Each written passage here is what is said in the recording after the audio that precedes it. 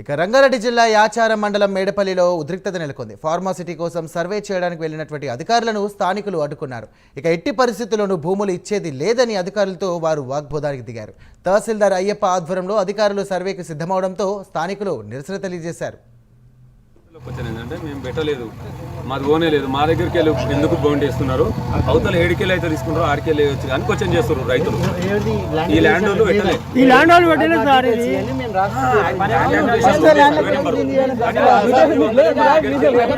మన దగ్గరికి వెళ్ళి డబ్బులు తీసుకోలేదు.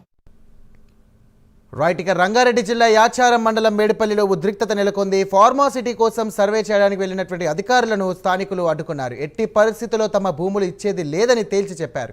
ఇక అధికారులతో వారు వాగ్వాదం దిగారు. దీనికి సంబంధించినటువంటి పూర్తి డీటెయిల్స్ మా కరెస్పాండెంట్ కుమార్ అందిస్తారు. కుమార్.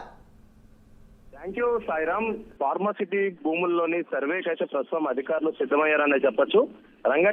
రంగారెడ్డి జిల్లా యాచారం మండలంలోని మేడిపల్లిలో ఫార్మాసిటీ భూముల్లోని ఏదైతే ఈ సర్వేకి అయితే ప్రస్తుతం సిద్ధమవుతుంది. తహసీల్దార్ అయ్యప్ప ఆధ్వర్యంలోని ఈ భూ సర్వే అయితే అధికారులు అయితే సిద్ధమవుతున్నారని చెప్పొచ్చు. ప్రస్తుతం అక్కడ భారీగా పోలీసులు అయితే మోహరించారు.